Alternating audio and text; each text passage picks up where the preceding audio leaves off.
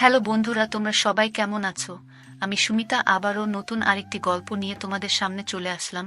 আশা করি প্রতিবারের মতো আজকের গল্পটিও খুব পছন্দ হবে।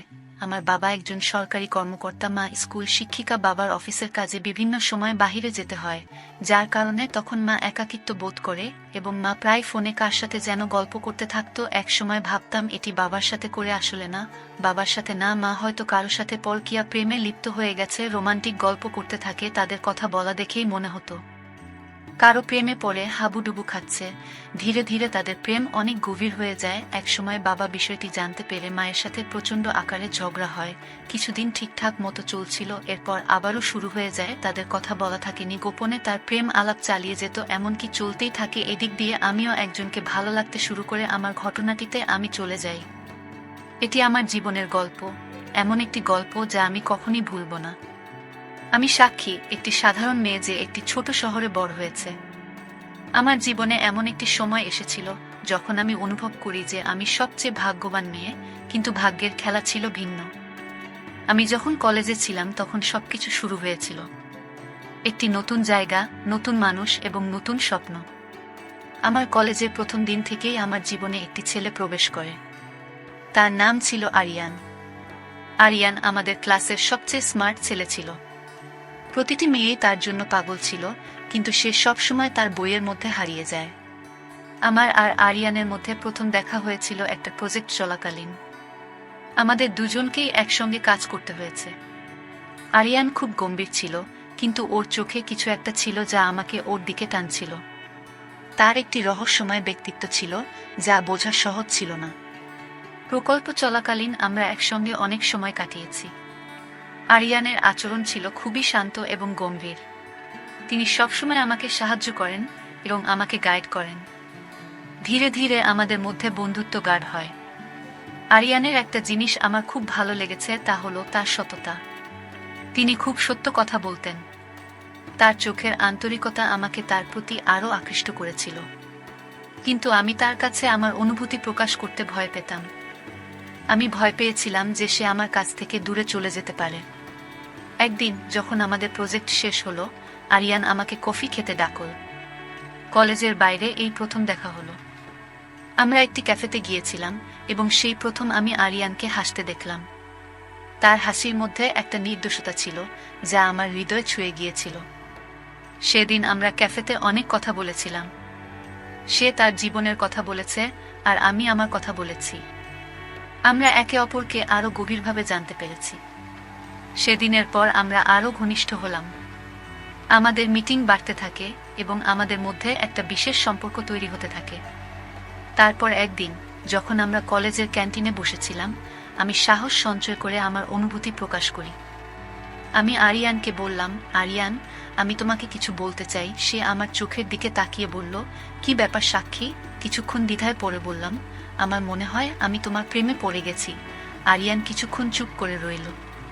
তার মুখে একটা গম্ভীর ভাব ফুটে উঠল। তারপর মৃদুস্বরে বললেন, সাক্ষী, আমিও তোমাকে পছন্দ করি, কিন্তু একটা জিনিস তোমার জানা উচিত। আমি জিজ্ঞেস করলাম, কি ব্যাপার আরিয়ান? তিনি বলেন, আমার হৃদয়ে আরেকটি মেয়ে আছে যাকে আমি ছোটবেলা থেকে ভালোবাসি।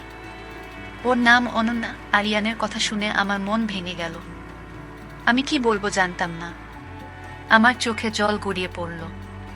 আরিয়ান আমার দিকে তাকিয়ে বলল, সাক্ষী, আমি তোমার সাথে বিশ্বাসঘাতকতা করতে চাই না। আমি তোমাকে অনেক পছন্দ করি, কিন্তু অনন্যার জন্য আমার হৃদয় স্পন্দিত হয়। সেদিনের পর থেকে আরিয়ানের সাথে আমার দূরত্ব বেড়ে যায়। আমরা দুজনেই কথা বলা বন্ধ করে দিলাম। কিন্তু আরিয়ানের প্রতি ভালোবাসা আমার হৃদয় কখনো কমেনি। আমি প্রতিদিন তাকে দেখতাম, কিন্তু কিছু বলতে পারতাম না। একদিন কলেজের শেষ বর্ষে শুনলাম আরিয়ান আর অনন্যার বাগদান হয়েছে। এই খবরটা আমার জন্য ধাক্কার চেয়ে কম ছিল না। আমি জানতাম যে আমার আরিয়ানকে ভুলে যাওয়া উচিত, কিন্তু আমার হৃদয় তা করতে সক্ষম ছিল না। কলেজ শেষ করে শহর ছেড়ে নতুন জায়গায় কাজ শুরু করলাম, কিন্তু আরিয়ানের স্মৃতি সব সময় আমার কাছে থেকে যায়। আমি তাকে ভুলে যাওয়ার চেষ্টা করেছি, কিন্তু সে সবসময় আমার হৃদয়ে রয়ে গেছে। সময় কেটে গেল, কিন্তু আরিয়ানের প্রতি আমার ভালোবাসা কমেনি। আমি তাকে সবসময় আমার হৃদয়ে বাঁচিয়ে রেখেছি। এই অসম্পূর্ণ ভালোবাসা আমার জীবনের একটি অংশ হয়ে ওঠে। কিন্তু এটাই জীবন। কখনো কখনো আমাদের ভালোবাসা ছেড়ে এগিয়ে যেতে হয়। আজও যখন আরিয়ানের স্মৃতিতে হারিয়ে যাই, মনের মধ্যে একটা যন্ত্রণা জাগে। সময়ের সাথে সাথে আমি নিজেকে নিয়ন্ত্রণ করেছি। নতুন চাকরি, নতুন মানুষ এবং নতুন জায়গা আমাকে কিছুটা স্বস্তি দিয়েছে। তবে কোথাও না কোথাও আরিয়ানের স্মৃতি আমার সাথে ছিল। তিনি আমার জীবনের একটি অংশ, যা আমি কখনই ভুলব না। চাকরির সময় আদিত্যের সঙ্গে দেখা হয়। আদিত্য আমার সঙ্গে কাজ করতেন। তিনি খুব মিষ্টি এবং বুদ্ধিমান ব্যক্তি ছিলেন। তার হাসিতে এমন এক জাদু ছিল যা যে কোনো দুঃখী হৃদয়কে আনন্দ দিতে পারে। আদিত্য আর আমি অল্প সময়ের মধ্যেই ভালো বন্ধু হয়ে গেলাম। আদিত্যর আচরণ এবং সে যেভাবে তার যত্ন নিয়েছিল তা আমার হৃদয়ে স্পর্শ করেছিল। তিনি আমার হৃদয়ের ক্ষত সারানোর চেষ্টা করেছিলেন। তিনি আমাকে আবার হাসাতেন, আমাকে আবার বাঁচতে শিখিয়েছিলেন। কিন্তু আরিয়ান তখনও আমার হৃদয়ে জায়গা করে নিয়েছে। আমি আদিত্যকে আমার গল্প বলিনি। আমি ভয় পেয়েছিলাম যে সে আমাকে ভুল বুঝবে। একদিন যখন আমরা দুজনেই অফিসের পরে একটা ক্যাফেতে বসেছিলাম, আদিত্য আমার চোখের দিকে তাকিয়ে বলল, সাক্ষী, তুমি খুব কিউট। আমি আপনাকে কিছু বলতে চাই। আমি ওর চোখের দিকে তাকিয়ে বললাম, কি ব্যাপার আদিত্য? আমি তোমার প্রেমে পড়েছি, সে মৃদুস্বরে বলল। আদিত্যর কথা শুনে আমি চমকে উঠলাম। আমি বললাম, আদিত্য, আমি তোমাকে খুব পছন্দ করি, কিন্তু আমার হৃদয়ে অন্য কারো জন্য জায়গা আছে। আমি তোমাকে আমার পুরো ঘটনা বলতে চাই। তারপর আমি আদিত্যকে আরিয়ান আর আমার অসম্পূর্ণ ভালোবাসার পুরো গল্পটা খুলে বললাম। আদিত্য আমার কথা মনোযোগ দিয়ে শুনো এবং তারপর মুচকি হেসে বলল, সাক্ষী, আমি তোমার কষ্ট বুঝতে পারি। তবে আমিও আপনাকে বলতে চাই যে আমি আপনার সাথে থাকতে চাই। আমি চাই তুমি সুখী হও। আদিত্যর কথা শুনে আমার মনটা একটু স্বস্তি পেল। আমি তাকে বললাম, আদিত্য, তুমি খুব ভালো। আমি আপনার কোম্পানি পছন্দ, কিন্তু আমার একটু সময় দরকার। আদিত্য বলল, আমি অপেক্ষা করব, সাক্ষী, কারণ আমি তোমাকে আমার সমস্ত হৃদয় দিয়ে ভালোবাসি। সেদিনের পর আদিত্য আর আমি আরও ঘনিষ্ঠ হয়ে উঠলাম। তিনি আমার মনের কষ্ট বুঝতে পেরেছিলেন এবং আমাকে সুখ দেওয়ার জন্য যথাসাধ্য চেষ্টা করেছিলেন। ধীরে ধীরে আদিত্যের জন্য আমার হৃদয়ে একটা জায়গা তৈরি হতে থাকে। তার ভালোবাসা এবং যত্ন আমাকে আবার বাঁচতে শিখিয়েছে। সময়ের সাথে সাথে আদিত্য এবং আমার সম্পর্ক আরও দৃঢ় হতে থাকে। আমরা একে অপরকে আরও গভীরভাবে বুঝতে এবং জানতাম। আদিত্য আমাকে সত্যিকারের ভালোবাসা কি তা বুঝতে পেরেছে। তিনি আমাকে সবকিছু দিয়েছেন যা আমি কখনই ভাবিনি।